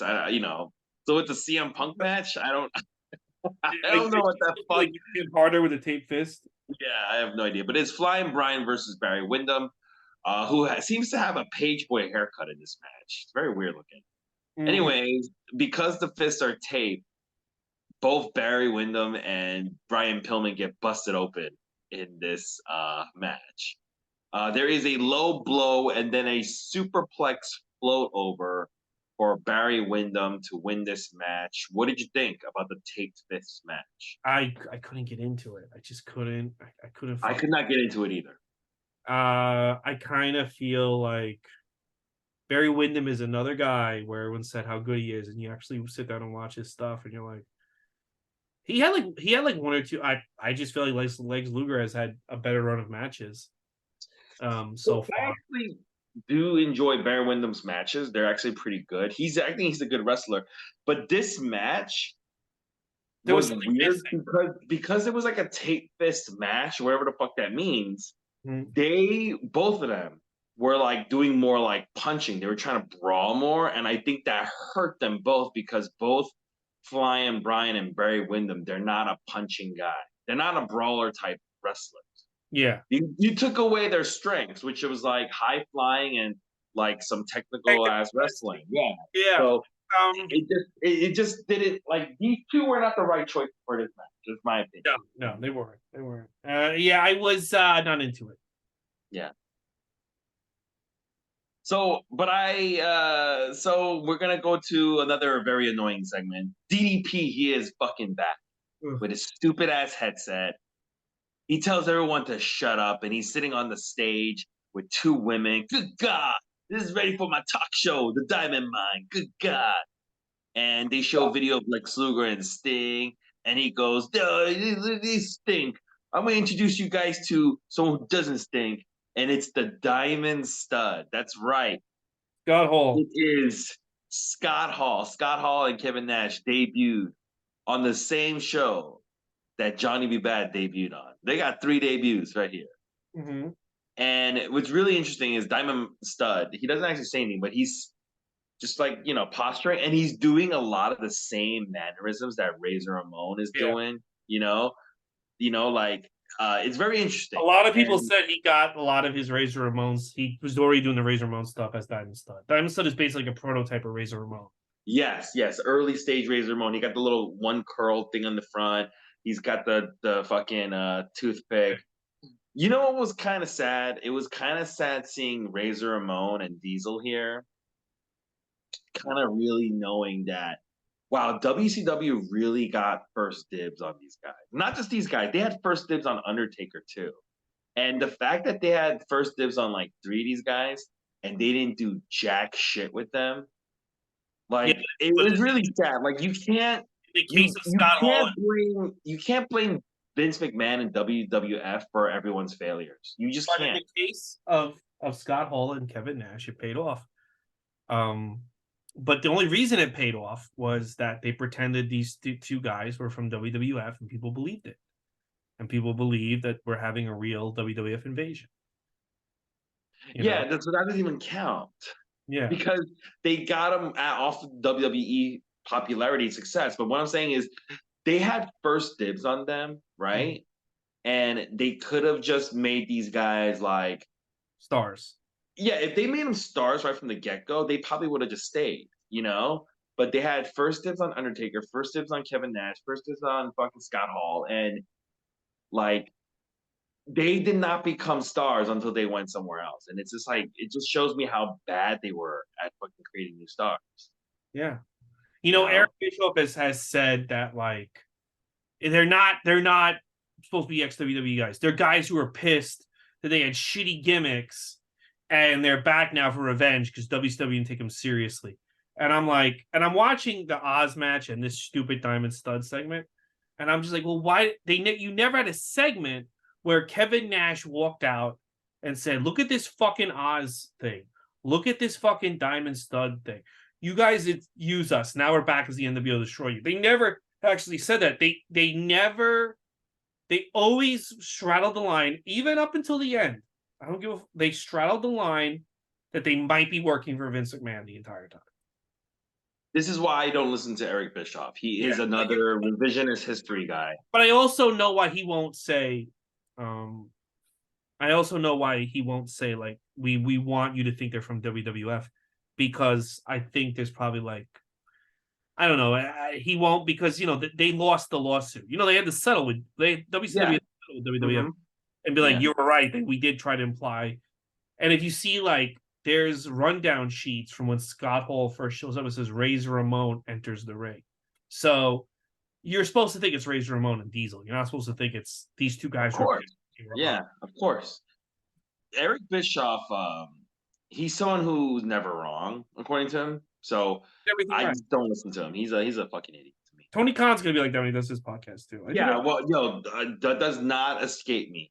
Mm-hmm. I 100% believe that one day when this is all AEW is all said and done, Tony Khan will be doing his own podcast, and it's going to be about how everything he did was right and how WWE was sabotaging him left and right. That's what all these podcasts are usually about. Mm-hmm. Yeah, we're going to go to match number 8. It is a stretcher match. Sid Vicious versus El Gigante, who has trouble dragging the fucking stretcher up the ramp, so he has to just pick it up. El Gigante is very large. He makes Sid Vicious is a very large man, and he makes Sid Vicious look like a regular sized dude. Yeah. But let me tell you, his selling is so fucking bad. He oversells. Did or Oh, El Gigante. He's like very hokey, and his selling is so like hammy. It's like he's like when Sid hits him, he's like, oh, like it's so bad. And he basically beats Sid with a claw in a very quick match, like a 2-minute match. And then One Man Gang and Kevin Sullivan, they run in and they try to attack El Gigante, but El Gigante gets the upper advantage. And they go to a ramp and they're fighting with the fucking stretcher. At this point, you can hear people singing the goodbye song because there are some smart fans in the ring who know, not smart in the ring, they're at attendance, who know that Sid is gone after this. It's getting the Jade Cargill push from Vince. Yeah. And basically, El Gigante fights them off. No one leaves on the stretcher, by the way. So this is pointless. What did you think about this match, and what do you think about Sid leaving? Because this will be his last WCW match, right? Yes, he shows up at SummerSlam as the referee. Mhm. I hated this match. I understand why they had to do it, though. He's going to WWF. He's got, and I think they probably assumed that Vince was going to, make him the next Hulk Hogan. Everyone assumed that, even me as a kid. None of us realized Sid's a fucking idiot. But yeah, I mean, I know why they had to do it, so that doesn't mean I have to enjoy it. But yeah, I didn't like it. But I know, like, they had no choice. This guy's leaving. They have to make him look like an idiot. Would you, if you were in charge, it's a very, very fair point. I get it too. Would you have picked, if you were in charge, right, and you're in this position, would you have picked El Gigante? El Gigante to be the one putting Sid putting over? No. Who would you have picked? If I want to get a big guy over, either Dan Spivey or Big Josh, I would have had them squash. Good point. Yeah, good point. Good point. And apparently you wanted Big Josh over. You made a fucking figure out of the guy. So I would have had Big Josh do it. That's a good point. I was thinking they should have had Oz fucking beat the shit out of this guy. Or Oz. Yeah, well, they wanted a face to get over. So Big Josh and Dan Spivey could go either way. But yeah, I would have had one of those two guys do it. I wouldn't have had dude, they invested a lot of money in El Gigante. They thought they had their own Andre the Giant. So I kind of get, but at this point I would have been like, we're also investing a lot, I would assume. We're also like putting a lot behind Big Josh. We did get these two fucking bears. So why don't we just have Big Josh beat this guy? I mean, but I get but again, like I don't blame them for having Gigante squash. You can't like blame them for having Gigante squash Sid Vicious because they had money invested in the guy and they have to try to get something out of it. But absolutely, I get it too. Yeah, I get it too. But they never should have hired Gigante. They never should have hired. No, they should not have. And neither should have Vince McMahon. Yeah, honestly. Well, he did make a good figure for Vince. He has made good action figures for Vince McMahon. I guess. I like his. The other thing I wanted to say really quick is, like, Sid Vicious was promised to do the jump over is like, we're gonna have Hogan lose to you, and Hogan will hand you over the red and yellow, and you will have the red and yellow passed on to you. That doesn't happen, but that was what he was promised. Really, that was what was he promised? Yeah, he was gonna get the red and yellow. Yeah. Was he pissed when that didn't happen? Yeah, I think. I would be pissed too. But also, like, I think. I mean, was he pissed when that didn't happen? I think so. But also, like, Sid, that run is weird. He gets suspended or injured. It's a weird run. We'll talk as we go through 91. We'll talk, and 92. We'll talk. Yeah. I mean, I remember that run fondly though as a kid because I fucking liked Sid Justice. Me too. I was so fucking annoyed when he went away. It was like, come on. He didn't even last. Dude, his first run. It's not even a year. It's not even a year. His first run. Man, it was an impressive run though. He got the main event WrestleMania. Yeah. All right, we're gonna move right along. He made events WrestleMania twice, bro. He made events WrestleMania twice. Yeah, Sid for You know what? People can say whatever they want about Sid. I get it. There's a lot of people who are not fans of this man, but all in all, pretty impressive career. He's gonna, dude. He has some really good. I'm excited when his some of his like after when Shawn Michaels brings him back. He that 95-97 run, he actually has some pretty good matches. Oh, when Shawn Michaels brings him back and he just like automatically turns on Shawn and he goes crazy, I was like, wow, this guy's fucking insane. But then like the 96 run when he replaces Warrior, the 96 run to WrestleMania. I also think his WrestleMania match is pretty over Taker. Nobody wants to admit that, but I think it's good. That 6 month, 7 month, 8 month run, I think is pretty good. He has some really good matches. His match with Shawn Michaels at Survivor Series and Royal Rumble are fucking awesome. They're fucking. If I was Shawn Michaels, especially even after my comeback, I would have been like, can we get Sid back? Because I used to just wrestle Sid all the time. They had really good chemistry, those two. Yeah, I think Sid. I enjoyed both Sid Justice and Psycho Sid. I know I get people don't like him because maybe he was like a fucking weirdo backstage, Kind of a but fight. I don't. They're all weirdos backstage. I only care about what happens in the ring, and like I thought I was a fan of Sid, and I wouldn't be surprised if one day he gets in the Hall of Fame. I think he's had a good career, you know. Yeah. Anyways, let's go to match number 9. Thunder Doom cage match because it is a match between the two former members of Doom, Butch Reed and Ron Simmons. Teddy Long is going to be in a cage suspended above the ring. Dusty Rhodes during this match mentions that Jason Hervey of Wonder Years is here tonight. They do not show him. I swear to God. I was surprised that they did not show him though. They didn't show him once. He was probably he was in the back getting fucking his dick eaten by Missy Hyatt. Yeah, maybe he was supposed to be at ringside, but he was. I love that they meant Jason Hervey's here. By the way, I know Vince had Macaulay Culkin and Regis, but Jason Hervey's back. Yeah. The reason why this came up was because they were talking about how Ron Simmons is a Florida Seminole football player, and they were like, "Yeah, you know he's Burt Reynolds' favorite football wrestler. You know that." And he's like, not because Burt Reynolds was there, but because Burt Reynolds is also from Florida. That's the only reason why they said that. Yeah. And then Dusty Rhodes was like, "Yeah, we got a lot of celebrities here, like Jason Harvey from the Wonder Years. He's here tonight." That's how it came up. I want to see how many shows they like. Jason Hervey's here, by the way. Yeah. Yeah. Jason Hervey just following around the. Do you think Jason Hervey like goes around telling people like, yeah, you know, I'm Jason Hervey. I don't know if you guys know, but I got featured in Superbrawl like one. He mentions all these. Well, he becomes best friends with Eric Bischoff. They had a production company. Yeah. They made that show about Scott Baio and shit. And Eric Bischoff I was listening to the podcast. He was saying that, you know, Hervey was working with Bischoff on TNA. Like he was helping Bischoff. Yeah. That's how long this goes. And Jason Hervey actually even gets a job in later WCW. I was about to say WWF. He worked at. No. He actually starts off working in WCW with Eric Bischoff even before TNA, I believe. Yeah. I'm pretty sure he had a job in Bischoff's saying that he's best friends with the parents and stuff. It's a really weird. He's had a very weird life, Jason Hervey. Here, they even mentioned that he gets credited with creating the LWO. Yes, he did create the LWO. Yeah, so yeah, he was like he did a lot of stuff. Yeah, he was an executive producer for WCW. Yeah, you know. Well, he was angling as a kid. Yeah, as a kid, it's so dude. funny. I would love Tony Khan to be. We have a lot of celebrities in the audience. Jason Hervey's here. Yeah. Wait, who would be the equivalent of Jason Hervey now? Like shows like Wonder Years aren't popular.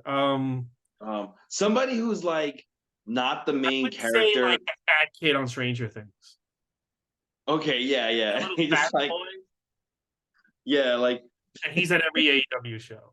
Yeah, he's at AEW at every AEW. So they're just showing constantly. Right? Or the little red. Even if he's not there, they just mention that he's there. They just he's like Tony Khan, just like Jim Ross, the fat little boy from Stranger Things is here. A lot of celebrities in the audience. Take that. Live Dynamite. I just love that it's always one celebrity. It's always the same person. You know how like WWE gets all But these they go like a different. lot of celebrities here. Jason Hervey. Yeah, yeah. It's always the same dude. It's so funny. All right, so in this match, it's a steel cage match, so someone's got to bleed. Ron Simmons is bleeding, so if you're keeping score, it's like we're going back to old WCW, NWA days where multiple people are bleeding. It's the third guy who's going to be bleeding tonight. Ron Simmons is bleeding. There is a "Go Ron, Go" chant formed because Ron is getting beat up most of this match. Teddy Long, he's up, he's suspended above, and he throws a chain down. Butch Reed gets the chain and he tries to use it, but he actually turns right into a Ron Simmons spinebuster for Ron Simmons to win. What do you think about the Thunder Doom cage match? I thought I'd be more into this match. It wasn't that good. No, I did not get into this match either.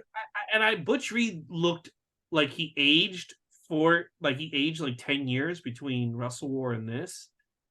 And I don't know, it didn't really do anything for me. I hate to say it with this, man, because Ron Simmons and Butch Reed, they're not like complete wrestlers, Yeah. you know? That's why And Ron like, Simmons always worked great with someone else with them. yeah, they're not complete wrestlers and they just can't like Ron Simmons, like, he's better just being kicking ass instead of getting his ass kicked. It does this, I don't know. Something about it just doesn't like Yeah, it was just like you can't draw sympathy, really can't too much. And like even Butch Reed, he's limited in his wrestling, you um, know. unless Butch Reed was like, I want to get the fuck out of here, there was really no reason to break up Doom. But There really wasn't any reason to break up Doom, I agree. But I think do you think it's because like WCW was like, we see something in Ron Simmons, we just need a black champion? well, no, because that's Bill Watts' idea to put the belt on him. No one had that idea until Bill Watts. And Bill Watts is not there yet. So And I wonder why they fucking did this. but maybe though they did see, I mean, Ron Simmons does get a world title shot at Halloween Havoc coming up in a few weeks for us. So maybe they did, like he could be like an upper mid carder. But I don't know. I just think Doom should have stayed together longer. But I mean, if they did stay together longer, I think Ron Simmons is probably like, listen, I got that one world title run, so it's worth it for me. Nobody can take that away from me. Oh yeah, yeah. It was great. I remember, that was good. So it's like But I say that, but it worked out for him. yeah. But yeah, this match, not really anything there. Even Jason Harvey couldn't be bothered to watch this Yeah, match. that's why Jason already left. He was like, okay. Yeah. So after this is kind of like where the show starts really picking up. We get a great video montage of, surprisingly for WCW, we get actually get a good, decent video montage of Sting, Lex Luger, and the Steiner brothers. They really made this match feel like a big deal, and it is a big deal because if you guys remember, these four guys are normally in their own stable, but now they're facing each other. This is the 10th match. It is, yeah, these are all best friends. This is the 10th match, the World Tag Team title match. They show in the intro for this, they show a nerdy girl holding up action figures. Good God, I was like, this girl's awesome. It's Sting and Lex Luger versus the Steiner brothers. Luger and Rick Steiner start off, and they are hitting each other pretty fucking hard. Both these guys are hitting each other pretty hard, and then Sting comes in, and he takes it up a fucking notch because he just revs up the speed. And then Scott Steiner comes in, and then he takes it up another fucking notch because Scott Steiner, not only is he fast, but he also hits fucking hard. So crowd is going ape at this point now because the match just keeps getting better and better as each person comes in. There's a point where Scott gets hung up on the rope, the top rope, and it looks pretty bad. They show a Miss Elizabeth looking woman who looks very concerned for Scott's. I thought she was a plant for a second. She looked just like Miss Elizabeth. Mm-hmm. There is a second turnbuckle belly to belly done by Scott Steiner. It looks amazing as well. Everybody looks really good at this point, I think. This match is just flying by. But it is there is a ref bump, and as the ref is down, you see a man lumbering down the ramp, and it is Nikita Koloff, and he is on the ramp is Lex Luger, who's got his back to Nikita. And as Nikita is going after him, Sting sees it. Sting's in the ring and he sees it and he pushes fucking Lex out of the way and he gets a fucking chain shot from Nikita and he goes down and Scott Steiner makes the cover for Sting for the win in a very fun match. Afterwards, Sting is bleeding because he got hit with a chain, and even though they were all ready to kill each other during this match, once the match is over, everybody's friends again. They're like, "What happened? What happened? Why are you bleeding like that?" What did you think about this match? I loved it until the finish. I really loved it. This match, like I said last week, it won the Pro Wrestling Illustrated Match of the Year, and I can totally see that if you're into like real wrestling, more Japan style wrestling, this was, I thought, a very like Japan style, and I hate to use this term, but I'll use it, AEW style tag match than a lot of like WWE tag matches. And these four guys were going. And to be honest with you, you should have cut 4 matches and give these guys another 10, 15, 20 minutes. Because I think they could have fucking really, I probably would not have argued with anyone. This is the match of the year for 1991. It's definitely one of the best WCW matches we've seen so far till that fucking ending. And I did like the fact that Sting, he's going to hit Lex, and Sting is like, sacrifice himself to his friend. That's great character building of Sting and his relationship with Lex. That's great. That's really good. But at the same time, you're using this fucking match to put over Nikita Koloff, who to me is a bag of useless shit. So I did not like that finish. But up until that finish, really great match. I liked everything about this match, including the finish. I Oh, thought. really? Because usually you don't like fuck finishes. I don't like fuck finishes, but it was like as you said, it was a fuck finish that really showed Sting's character. Yes. And it's gonna lead to something because like right after this, by the next pay-per-view, yeah, right after this, it goes into something. Like as soon as this match is over, Sting's all annoyed and he fucking runs out. And Tony Schiavone, he's in the back and he's trying to ask Nikita some questions. But before he can get that crappy Russian accent out, fucking Sting just fucking jumps him from behind and they start fighting all the way outside and Nikita runs off. I mean, I like that it just immediately goes into something new. Mm-hmm. This match felt like a statement match. And what I mean by that, it felt like a statement made by Sting, Lex Luger, and like the Steiner brothers going like, we are the future of this business kind of like statement because it was so good. These guys were really pouring. What? They didn't listen to that statement. No, they didn't. Right, you're right. They did not listen to that statement. They should have. This match should have actually been the fucking final match. Dude, this match was so fucking good. Yeah, it's like these are the guys you need to build around. Like, yeah. And it's like they were also being like, we're not only like we're so much better than the WWE guys. Look what we can do. It really was like a high-paced, like a match that you would see on AEW nowadays. It was like it was so much better than anything we've seen on this show. So much better. And, you know what's actually I'm gonna disagree in just a little bit with it being like an AEW match. The reason why this match is so good is because not only is it fast paced, it's hard hitting. Yes. And I would make the argument some of these AEW matches, they're not hard hitting. They're like more like they're fast. I'll give them that. They're fucking very fast. But you need to be fast and hard hitting. I love shit like that. But but the thing about this match is that like it feels like you're not like they're saying you're not going to get this in WWE. Like you're not. I don't care how many guys are where you're not going to get what the 4 of us can do. Nobody listened to them. And they all went on drugs. But the whole point is that, like put the title on one of these guys and have the other 3 guys chase them. Like these guys are fucking ready, and Lex has been ready. And Lex has been ready. He's been ready. The Steiner brothers at this point, I think, were popular enough that they could do tags and do single runs. Yeah, they could be like, you could have made them like the Usos. Yeah, you 100% could have. I think at this point, it's just at this point, I'm like watching this and going like, there's no reason why Ric Flair should be holding the title belt at this point. There really isn't. He does have a good match later, but you're right. Yeah. You're right. There was no reason to go back to Ric Flair after Yeah, this Sting. really should have been the main event. I really thought this should have been. And I also kind of feel like Sting was saying too, like, you made the mistake of taking the belt off. Yes, that's what I'm saying. It just felt like a statement match.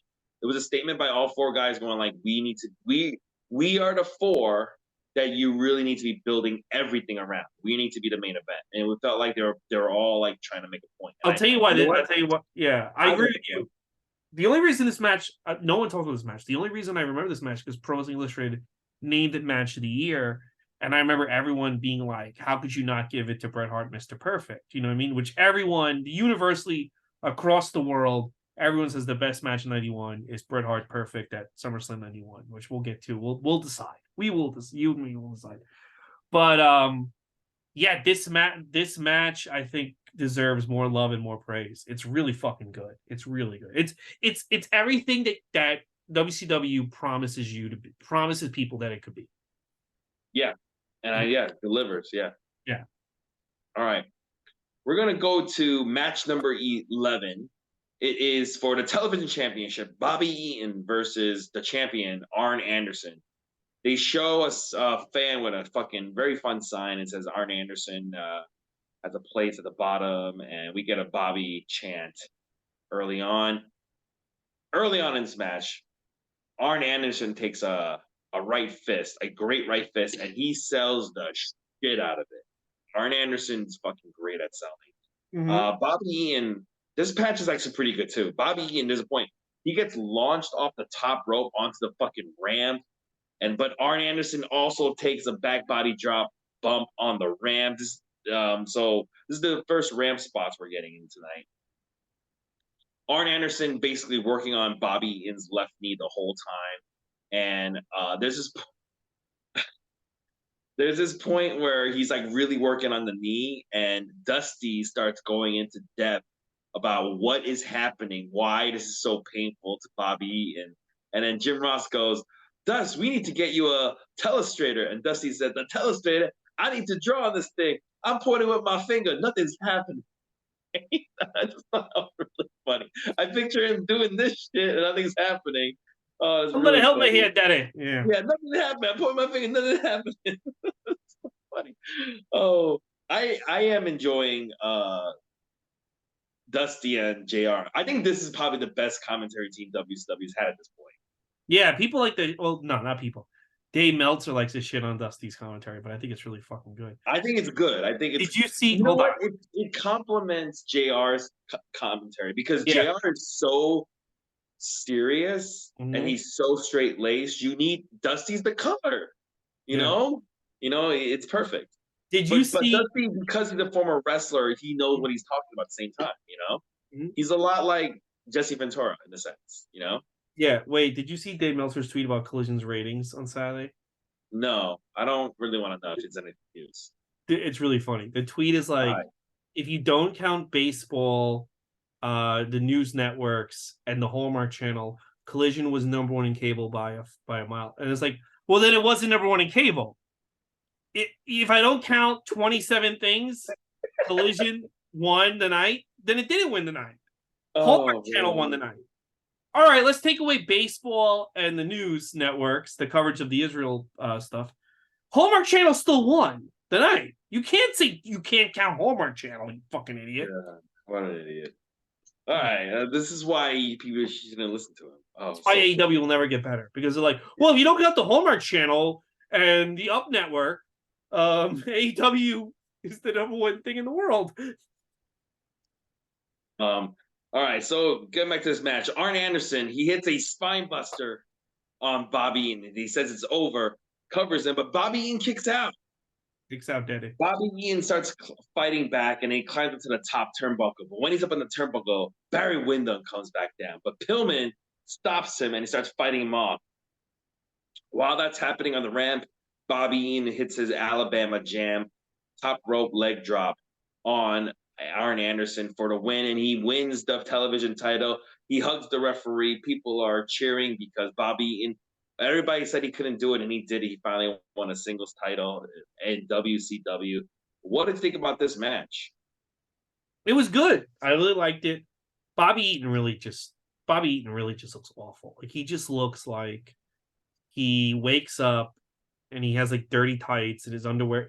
But it was good. It was good. I shouldn't be shitting on his look. That's kind of Bobby Eaton's charm. It was good. It was a good match. I liked it. But he really It doesn't was, look like a semi-main eventer. Like what did you say? he doesn't look like a guy who should be in the semi-main event. He like it's like can't you do he in a way he's actually even more offensive to me than Eddie Kingston how he looks. You know what though? This was a good match. I really It thought was. this was a good It match was a too. really Yeah, good it match. was a very good match. You know who FTR remind me of is fucking Arn Anderson. Yeah. Well, that's Because like yeah.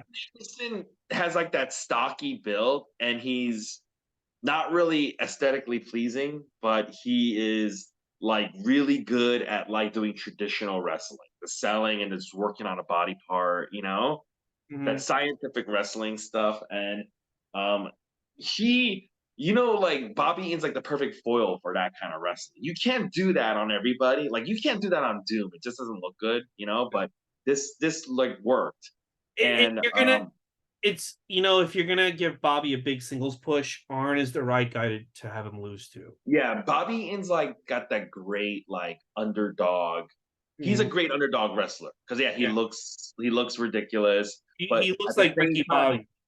yeah, but at the same time, like he's a lot like Ricky Morton, in that Ricky Morton also doesn't have the great body, but they're both like really good at sympathy. They're also good wrestlers, and they're great underdog characters. So, yeah, I enjoyed this. It's a very good match so far. I'm enjoying this. I'm just like, oh, we got two good matches. One was even really, really good, in a row. So I'm really getting hyped in Yeah, this.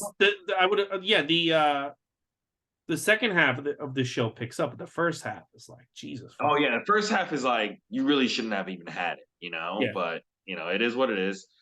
Tony Schiavone, he's outside the Japanese locker room, and he talks to Hiro Matsuda, and he said they're going to take the title belt back to Japan. We're going to go to our match number 12, our final match. They bill it as, I believe it's like the NWA World Title versus the WCW World Title or something like that, or is it not? Because Fujinami is the NWA champion. They do some weird thing. It's still always very confusing about the Fujinami thing. Like sometimes they acknowledge them, they don't. It's some weird thing. They had some weird fuck finish in Japan. So Yeah. Okay. So Fujinami, I the think winter. I'm sorry, I don't Yes. mean to interrupt you. No, it's okay. With this shirt says that he was a former WCW champ, so I think WWE recognizes him as a WWF champ. I mean a WCW champ. Oh, because of the NWA title.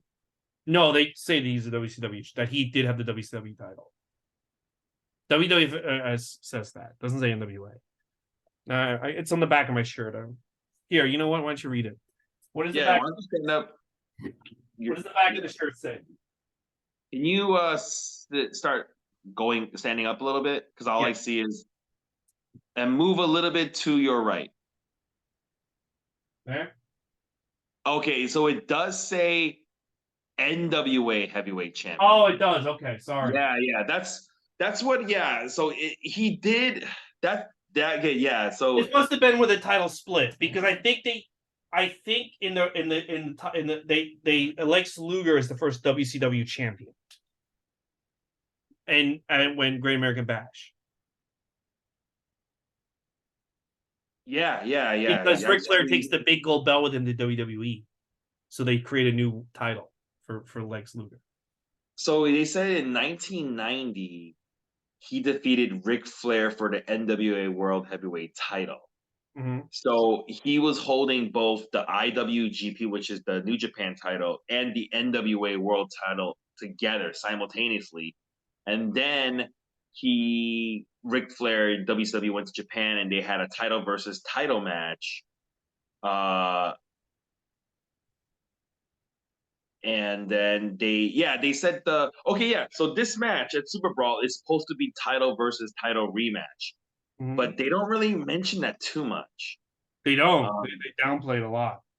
Yeah, they said Flair retained his WCW championship and regained Fujinami's NWA title in this match, but they don't really mention that in this match. They That's don't. what's supposed to happen, yeah.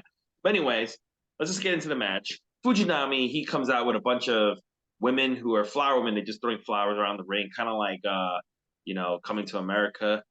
And Flair, he comes out with his butler, his maid, his chef, and his whore.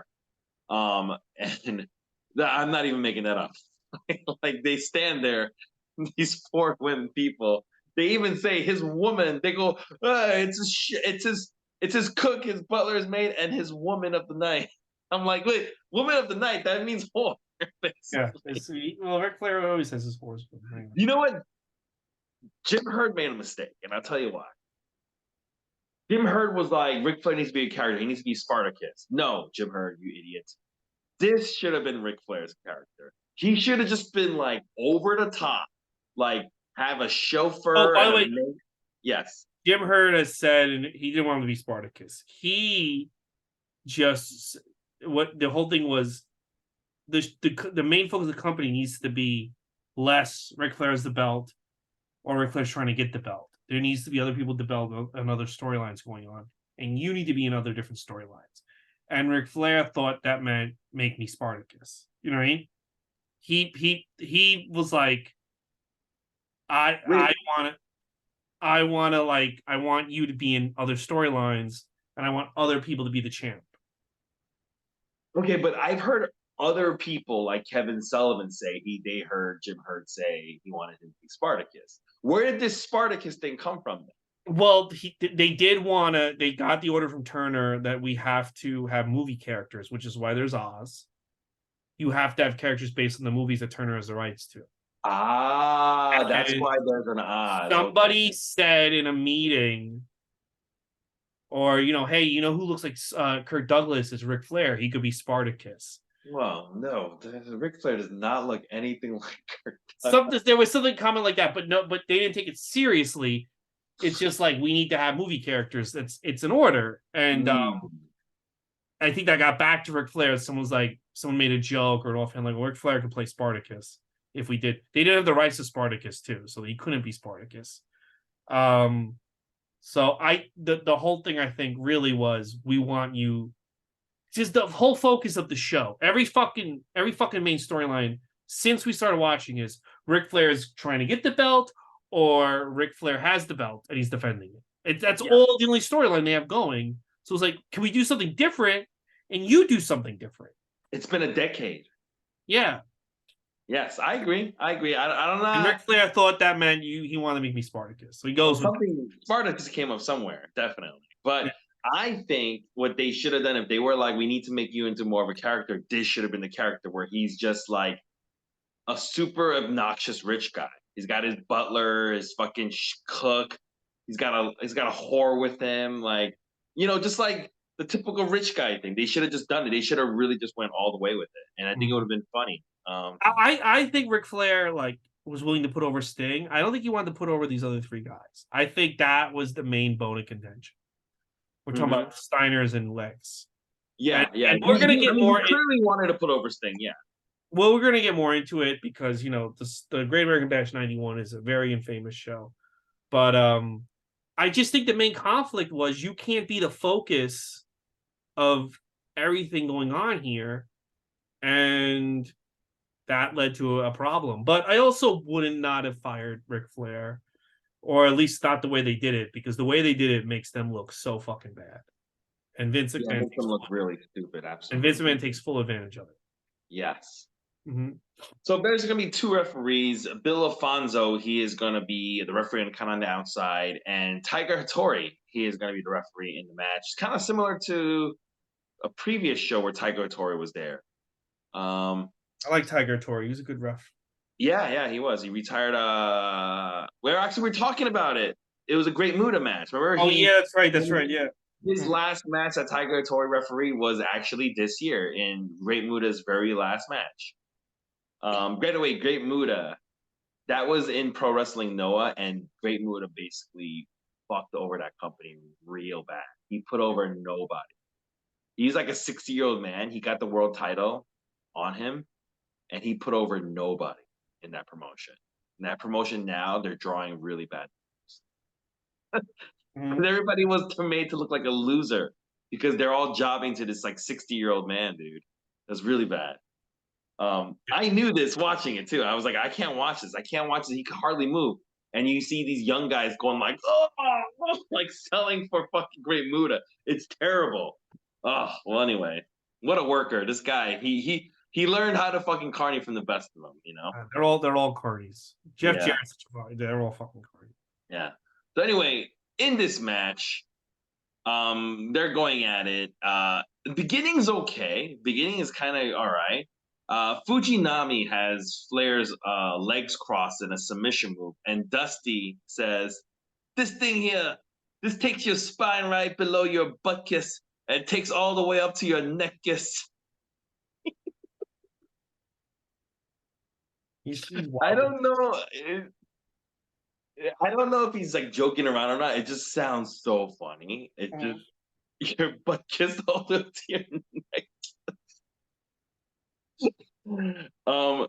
So this is like I said, the beginning of this match, it's okay. It's actually like pretty good, but they start fucking up, moving left and right.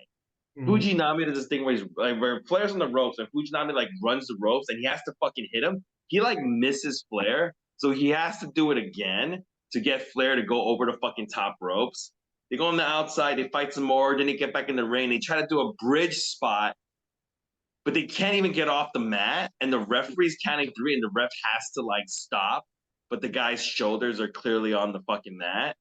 And then they try to do the bridge spot again, and they fail. And then they try it a third time, and they fail, and they just give up on it.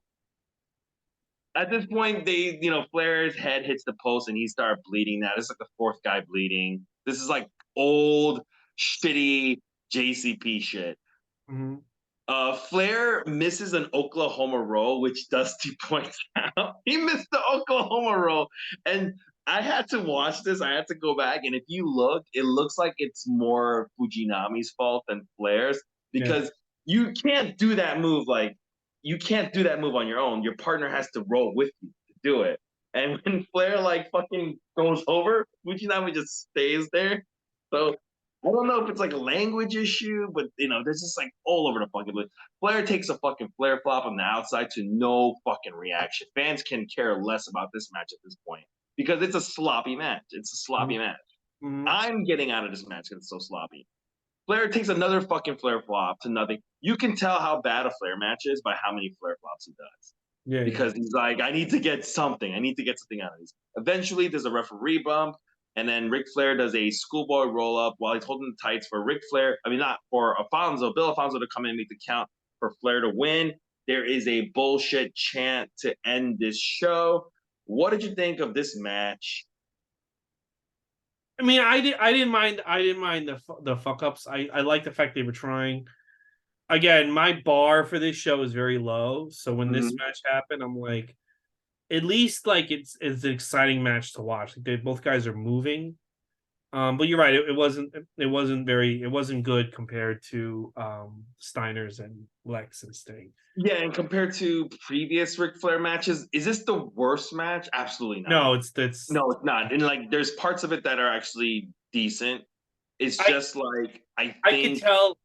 Yes, he's trying to make a statement, but like it's just he's trying to be like I can wrestle hard, I can hit hard, like I still have it in me, even though like I'm because the other thing too is like the WCW brass, like this guy's old, he's 42 at the time, you know what I mean? Old, and even that's my age right now, but like you're not wrestling, dude. Yeah, right? Yeah, but he looked it. He also looked it. He looked older than 42, so he's trying, but like it's not working.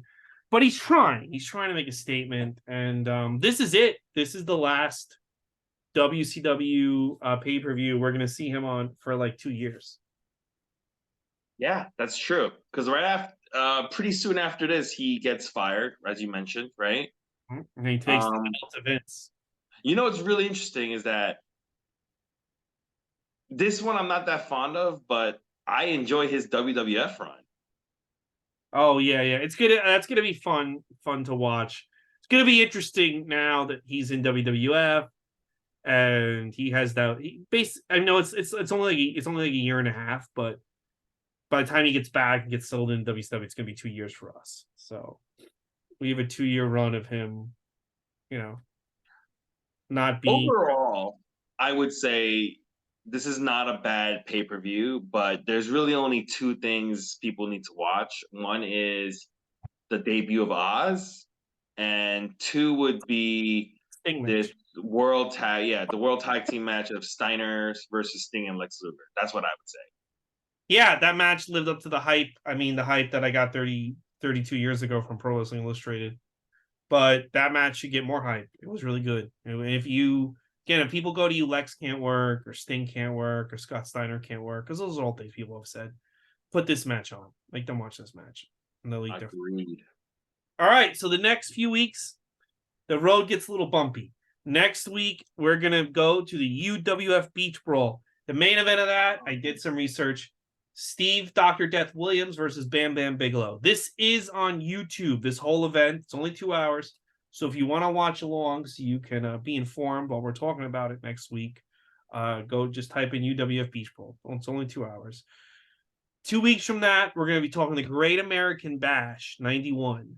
The main event of that is Lex Luger versus Barry Windham. There's a lot of fallout from what they do to Ric Flair in this event, and me and you will talk about it. 3 weeks from now, we have SummerSlam 91. The main event of that is Ultimate Warrior and Hulk Hogan versus the Triangle of Terror. And a lot to say about that. And then 4 weeks from now, we have Halloween Havoc 91. The main event of that, Lex Luger versus Ron Simmons. So what are you looking forward to, Andrew Lee, bro?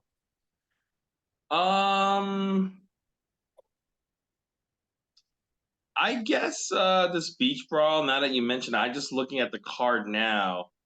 You will see some people that you don't really see normally, There's some people I never heard of. I haven't seen Terry Gordy in a long time at this point. When was the last time we saw Terry Gordy? It was a couple months ago now. 89. Yeah.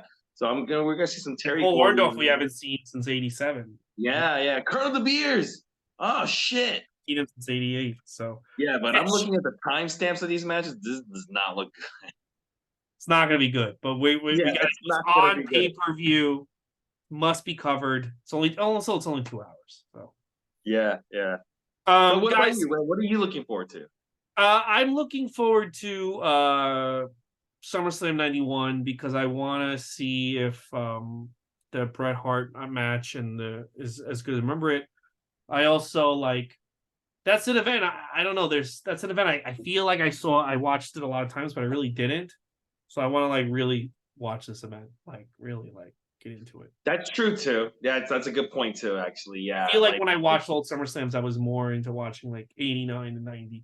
90 I watched 100 times. 91 I remember watching the opening matches a lot, but then I wouldn't watch the whole thing. It must be different for you from seeing it from a child's point of view to now where you know a lot more about wrestling and you've seen a lot of more wrestling now. So now you know what's good. You could differentiate now between what's good wrestling and bad wrestling, Yeah. So it must be different, and some of the stuff is interesting.